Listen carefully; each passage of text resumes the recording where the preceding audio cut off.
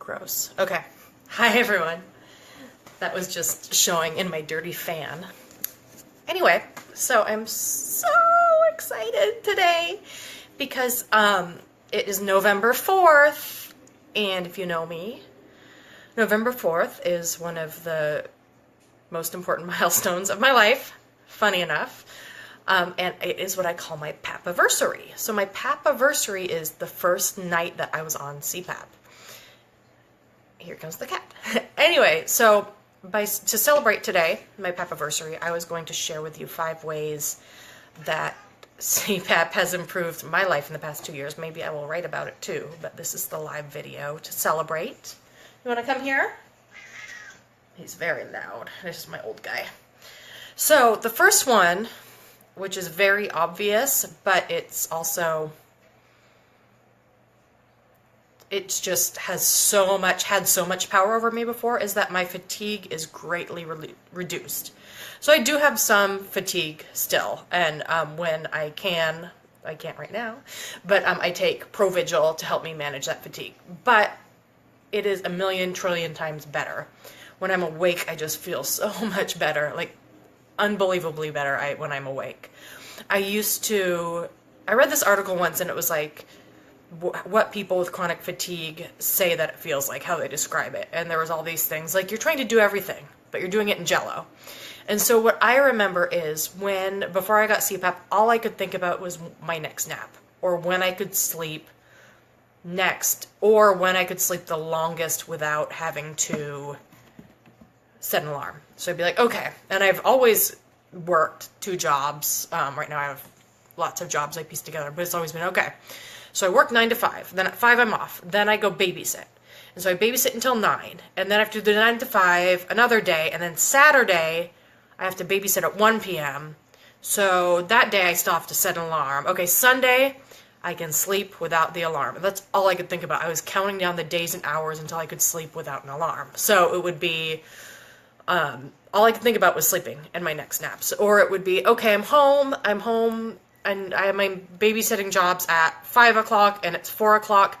I am going to set an alarm to go off at 4:45, and then I'm going to sleep in my shoes so I can get up and run to my job. So it's just crazy how much that has changed, how the fatigue is just not there like it used to be. And it just makes me so happy because it was all I could think about. And then even when I was awake, I was just kind of bleh all the time. I didn't have the energy to do anything, and it was really depressing. So that was the first thing that changed and has stayed really nicely since getting CPAP, is my fatigue is greatly reduced. My cat's right here rubbing against the phone, so he's so cute. Anyway, the second thing that has changed since I got on CPAP is time. I have a lot more time than I used to. So I do still nap sometimes, but not nearly as much as I used to. I'm not spending every second napping like I used to. And I still nap when I do nap. I'll nap for long periods of time. But before, it was like a 4-hour nap every single day. My favorite story to tell, you've probably all heard this before because I repeat myself a lot, is the Sunday after I got CPAP, my husband was in the office, and I went and I said, Dave, do you notice anything different about me? And he goes, I said, it's 4 o'clock on a Sunday. Do you notice anything different about me? And he goes, yeah, you're not asleep. Because that's what I would do on Sundays. I'd wake up probably 1 or 2. I'd be up for an hour, and then I'd go back to bed because I felt awful. So that's the second thing that CPAP has done for me, is that it has helped me gain more time. Now, if only I could learn to be a little more productive with that time, but hopefully I get there. Number 3, I have this written down so I don't forget, is connection. So that seems kind of silly, like, why would you connect with people more after just because you wear a silly mask? But really, I feel like it's something that I have in common with a lot of people now. And it's also, I have it in common with a lot of people who are around my age group and who are also women. And I never expected that. And it makes me, of course, it's a bummer that we have sleep apnea and that we suffer, but it makes me happy that these people are getting help and we can find encouragement for each other, and that I'm not alone.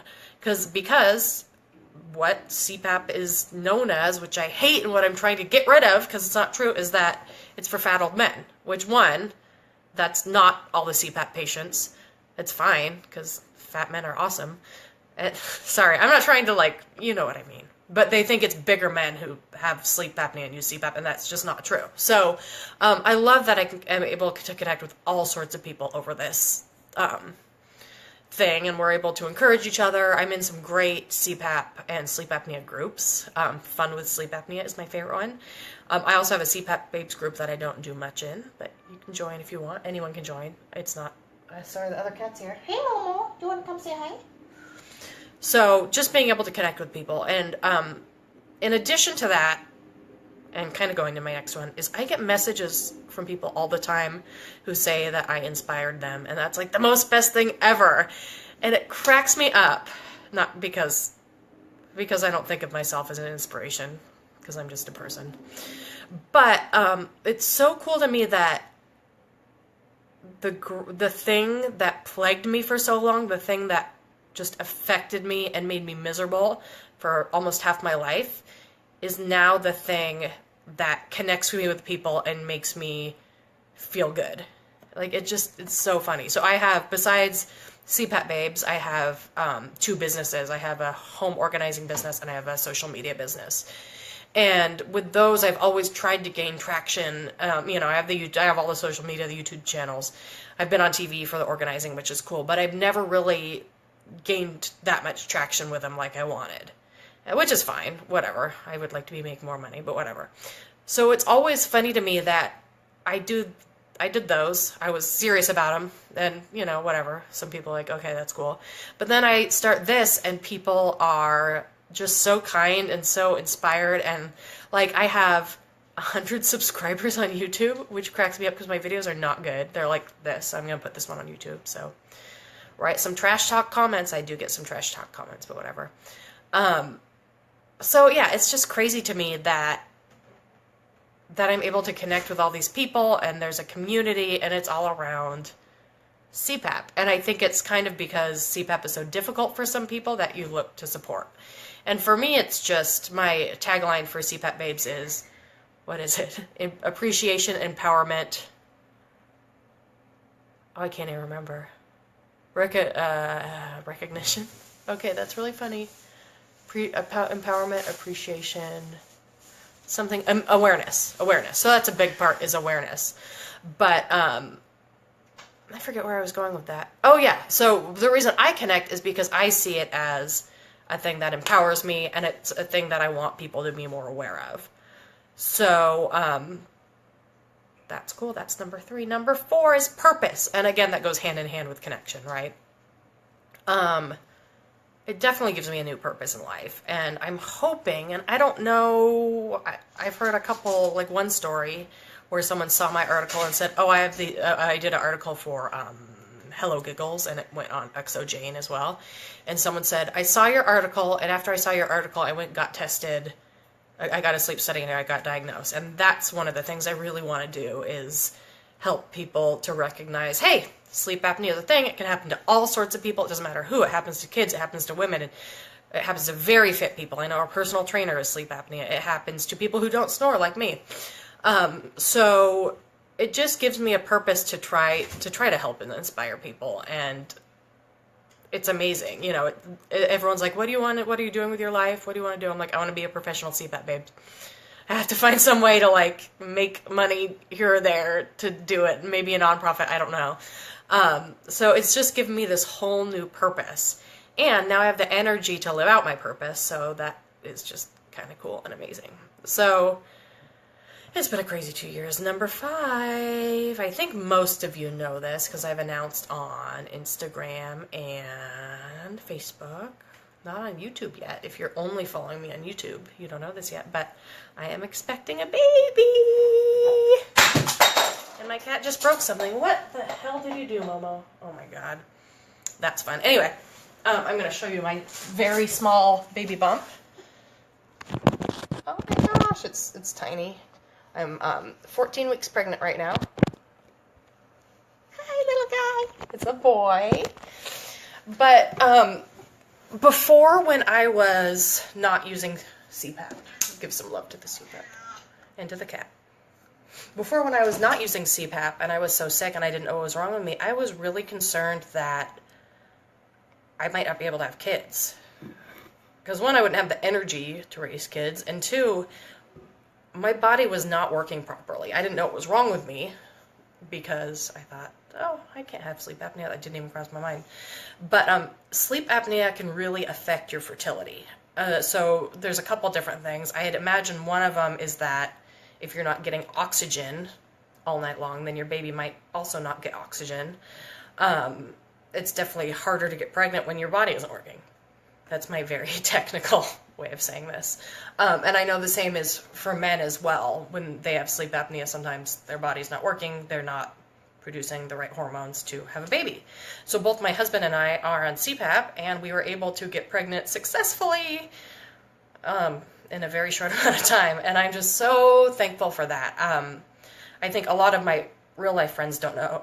A lot of my real life friends know, but a lot of you all don't know, is that I've worked with kids for pretty much my whole life. I started babysitting at 10, and then I was a Montessori toddler teacher when I was 18, and then I got my degree in early childhood education, and then I've done all sorts of stuff related to kids. Now I nanny and I babysit. I used to do consulting for child care centers. The cat's staring at me. So, so being a mom has always been, or a parent has always been something I've always wanted to do. Always, always, always. It's very important to me. And I've just been so excited about it. So when I was 30, I was single, and I had been single for 6 years. And I was like, well, I'm 30, I'm single, and I'm never going to meet a guy. Ever. So at that point, I was like, all I want is to be a parent. So I went and I applied to become a foster parent. Bought some stuff. You have to have all this safety stuff at your house. So I bought a fire ladder, locks for the cupboards, all sorts of stuff.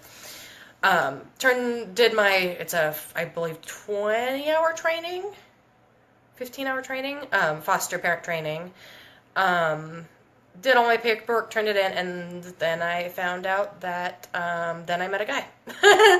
So right when I turned in that paperwork, I met my husband, my now husband, Dave.